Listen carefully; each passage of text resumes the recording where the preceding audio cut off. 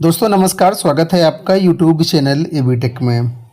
आज है 24 अगस्त 2023 और जान लेते हैं आज की महत्वपूर्ण खबरें जो आज के प्रमुख समाचार पत्रों पर छाई हुई हैं। सबसे पहले यहां पर अपडेट देख सकते हैं कि भर्तियों के मामले में सटीक योग्यता का विवरण दे यूपीपीएससी।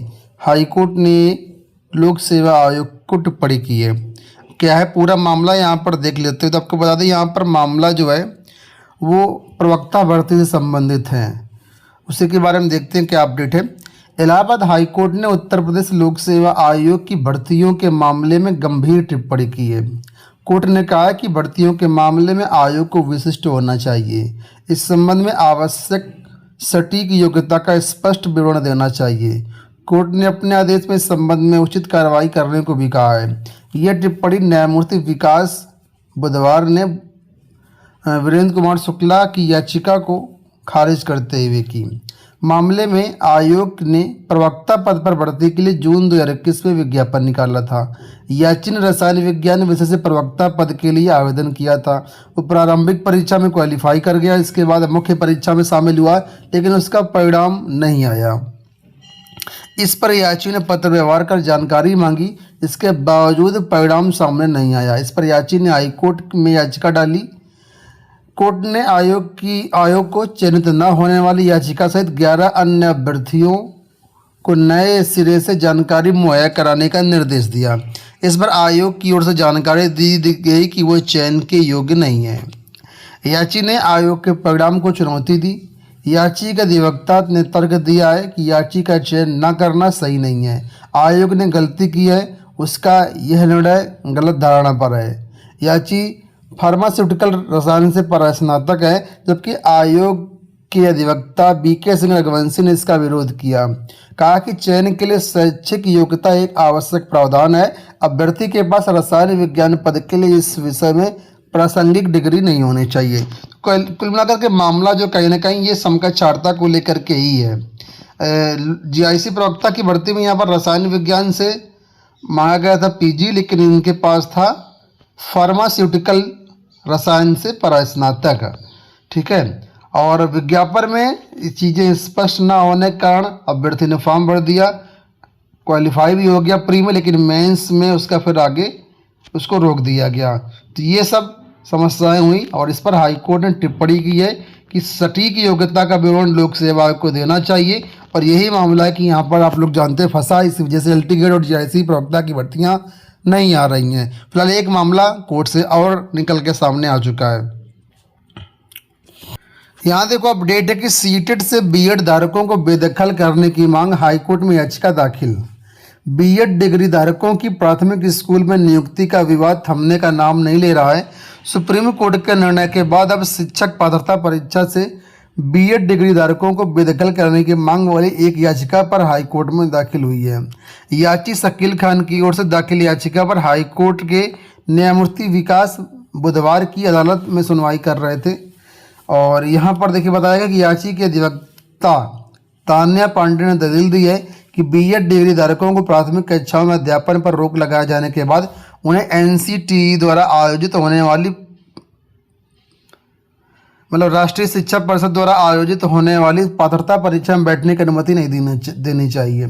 जो बीएड डिग्री धारक 20 अगस्त को पात्रता परीक्षा में शामिल हुए हैं, उनके परिणाम को रोक दिया जाए। उन्होंने राष्ट्रीय शिक्षक पात्रता परीक्षा में शामिल होने की योग्यता में संशोधन की भी मांग की है।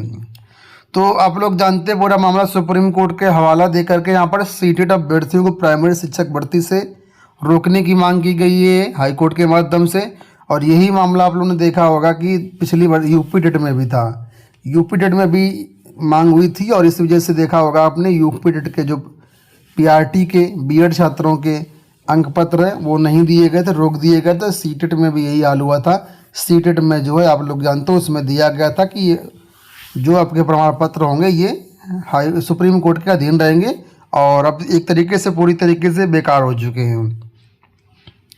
तो इसमें देखिए बताया गया है कि राष्ट्रीय शिक्षा परिषद की ओर से पेश वकील एचएन पांडे ने याची की पोषणीयता पर सवाल खड़ा किया है। कहा कि याची व्यथित पक्षकार नहीं है।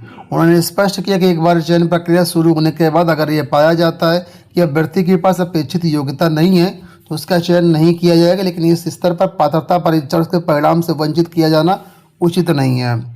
फिलहाल यहाँ पर देखिए अगली सुनवाई लगाई गई है, 6 सितंबर को इस मामले की सुनवाई होनी है। तो प्राथमिक शिक्षक भर्तियों को लेकर के भी बात कर लेते हैं। तो यहाँ पर देखिए अपडेट आ गई है कि अब अगले साल ही शुरू हो सकेगी अध्यापकों की भर्ती।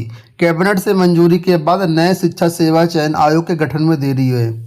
नए शिक्षा सेवा चयन आयोग के गठन को कैबिनेट से मंजूरी तो मिल गई है, लेकिन अब तक इसके गठन की प्रक्रिया शुरू नहीं हो पाई है और ना ही अब तक ये तय है कि प्रयागराज में नए आयोग का कार्यालय कहाँ होगा। इस प्रक्रिया को पूरा होने में वक्त लगेगा। ऐसे में लंबित पड़ी शिक्षक भर्तियां अब अगले साल ही शुरू होने की उम्मीद है। अगर बात करें यहाँ पर एडेड मतलब डिग्री कॉलेजों में विज्ञापन संख्या 51 के तहत असिस्टेंट प्रोफेसर भर्ती के बारे में, तो उसमें 1 साल से ज़्यादा समय हो चुका है, लेकिन अब तक परीक्षा तिथि घोषित नहीं हुई है। वहीं पर एडेड इंटर कॉलेजों में 4163 पदों पर टीजीटी पीजीटी का विज्ञापन भी लगभग 1 साल पूरा हो चुका है। इसमें भी अभी एग्जाम डेट का इंतजार छात्र कर रहे हैं, अभी एग्जाम डेट जारी नहीं की गई है। परिषदीय विद्यालयों में 5 साल से शिक्षक भर्तियां नहीं आई हैं, अब ये भर्तियां नए साल में शुरू होने की उम्मीद है। ठीक है, तो इस प्रक्रिया को अभी जो नया आयोग के गठन की प्रक्रिया है पूरा होने में वक्त लगेगा। साथ ही कई अन्य औपचारिकताएं भी अभी पूरी होनी है। तो प्रयागराज में न्यायालय मतलब इसका कार्यालय कहाँ बनेगा अभी ये भी तय नहीं है। अभी इसमें अध्यक्ष मेंबर बहुत सारा प्रोसेस बाकी है, तो इसमें वक्त लग जाएगा। अभी पॉलिटेक्निक को लेकर के अपडेट है कि 5 चरण में होगी काउंसलिंग प्रक्रिया। पॉलिटेक्निक काउंसलिंग का शेड्यूल जारी कर दिया गया है। 5 चरण में काउंसलिंग ऑनलाइन करवाई जाएगी। बुधवार से शुरू हुई 3 चरण की काउंसलिंग 3 सितंबर तक, चौथे चरण की काउंसलिंग 5 से तथा 5वें चरण की काउंसलिंग 8 सितंबर से होगी। 3 सितंबर तक काउंसलिंग में शामिल होने वाले छात्र छात्राओं की 5 सितंबर मतलब हम छात्र कक्षाएँ 5 सितंबर से शुरू हो जाएंगी। जो भी अभ्यर्थी हैं gcup.admission.nic.in पर जाकर के काउंसलिंग प्रक्रिया में भाग ले सकते हैं। यहाँ पर देखो अपडेट है कि साल में 2 बार बोर्ड परीक्षा दे सकेंगे। मंत्रालय ने तैयार किया स्कूली शिक्षा का नया राष्ट्रीय पाठ्यचर्या ढांचा। शिक्षा मंत्रालय ने स्कूली शिक्षा का नया राष्ट्रीय पाठ्यचर्या ढांचा तैयार कर लिया है, जिसके तहत अब बोर्ड परीक्षाएं साल में 2 बार करवाई जाएगी। छात्र छात्राओं को इसमें सर्वश्रेष्ठ अंक बरकरार रखने का विकल्प मिलेगा। इसके साथ ही 11वीं और 12वीं के छात्र छात्राओं को 2 भाषाओं का अध्ययन करना होगा, इसमें एक भारतीय भाषा होनी चाहिए। तो अब 2 बार साल में परीक्षा कराने जाने के लिए यहाँ पर जो NCF जो है तैयार किया गया है। अगली अपडेट यहाँ पर MTS को लेकर के MTS 2023 परीक्षा के लिए प्रवेश पत्र जारी कर दिए गए हैं। 1 सितंबर से 14 सितंबर तक परीक्षाएं चलेंगी। SSC की मध्य क्षेत्र की वेबसाइट है जिसका प्रवेश पत्र डाउनलोड किया जा सकता है। governmentjobsindia.com पर भी लिंक एक्टिवेट है, वहाँ से जाकर के भी आप लोग डाउनलोड कर सकते हैं। अंत में बात कर लेते हैं यूपी टीजीटी पीजीटी को लेकर के। आप लोग जानते हैं यूपी टीजीटी पीजीटी की जो काउंसलिंग है पूरी हो चुकी है, पैनल अभी तक जारी नहीं किया गया। तो इसके संबंध में कल ज्ञापन दिया गया था, जो कि अपर शिक्षा निदेशक माध्यमिक उत्तर प्रदेश प्रयागराज के नाम से है, जिसमें बताया गया कि 1 महीने से ज़्यादा समय हो चुका है, लेकिन अभी तक जो इसका पैनल है जारी नहीं किया गया है।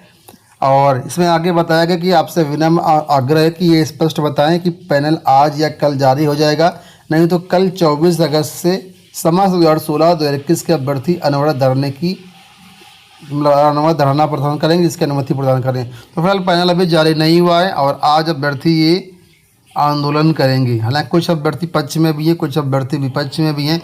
अभी आंदोलन करना कुछ कह रहे हैं ठीक रहेगा, कुछ कह रहे हैं नहीं ठीक रहेगा। हालांकि आपको बता दें कि यहाँ पर जो जानकारी मिली है उसके अनुसार आपका जो काम है प्रयागराज से पूरा हो चुकी है, फाइल लखनऊ में पेंडिंग है और जब तक वहाँ से फाइल क्लियर नहीं होती है तब तक आपका पैनल जारी नहीं होगा। इस खबर से आप सभी वाकिफ़ हैं, चांद पर चंद्रयान। तो फिलहाल आप सभी को बहुत बहुत शुभकामनाएं और इस वीडियो में इतना ही। उम्मीद करेंगे वीडियो पसंद आया होगा। इसी तरह के अपडेट के चैनल को सब्सक्राइब कर लेना। साथ में कोई भी न्यूज़ डाउनलोड करना चाहें तो आप हमारे टेलीग्राम से डाउनलोड कर सकते हैं। टेलीग्राम का लिंक है वीडियो के डिस्क्रिप्शन बॉक्स में।